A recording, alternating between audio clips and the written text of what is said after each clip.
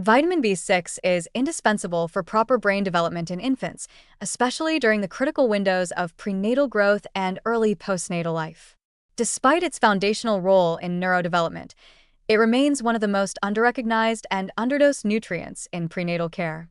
While folate, iron, and DHA receive the lion's share of attention in discussions around maternal and infant health, B6 quietly supports the very architecture of the infant brain, regulating neurotransmitter synthesis, myelination, and amino acid metabolism. When deficient during pregnancy, the consequences can be serious and irreversible, including developmental delays, irritability, and even seizure disorders in newborns. In the developing fetus, B6, particularly in its active form, pyridoxal 5' phosphate, PLP, is essential for synthesizing key neurotransmitters such as serotonin, dopamine, GABA, and norepinephrine. These chemicals do far more than regulate mood.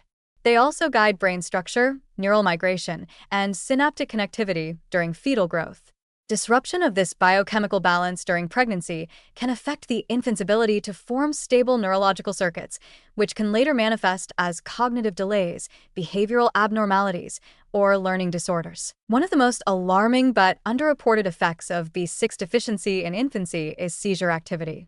Pyridoxine-dependent epilepsy, PDE, is a rare but dramatic condition where infants experience intractable seizures that do not respond to standard anticonvulsants, but resolve immediately upon administration of vitamin B6.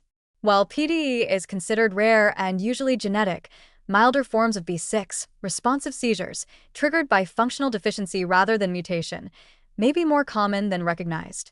These are often missed or misdiagnosed because B6 testing is not routine in neonatal or pediatric neurology, despite its low cost and enormous potential benefit. Beyond overt deficiency, marginal B6 insufficiency during pregnancy may contribute to subtler but long-term problems.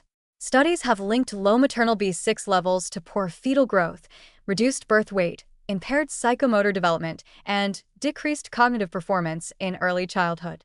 These outcomes may be compounded by maternal stress, inflammation, or exposure to medications that deplete B6, such as isoniazid or hormonal contraceptives taken before conception. Unfortunately, these associations remain largely buried in academic journals, rarely making their way into public health campaigns or obstetric practice guidelines. Part of the issue lies in how prenatal vitamins are formulated. Most prenatal supplements contain around 2 to 4 milligrams of B6, a token amount sufficient only to meet the bare minimum RDA for healthy, non-medicated women.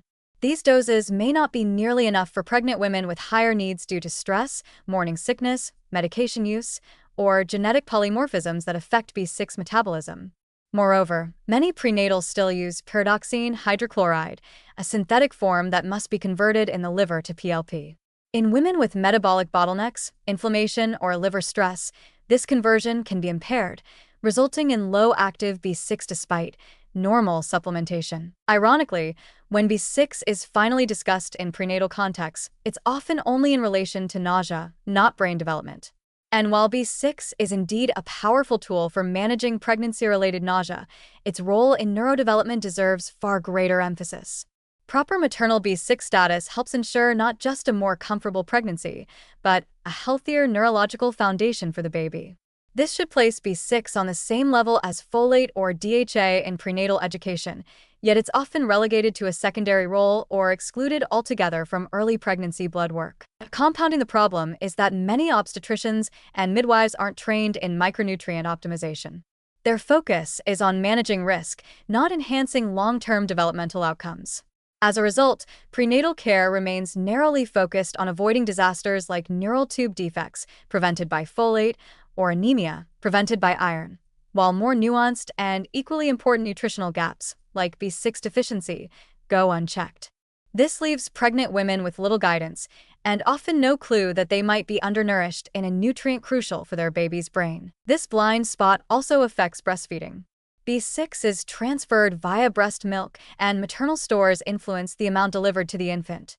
If a mother is marginally deficient, her breast milk may contain inadequate B6, putting the infant at risk even after birth.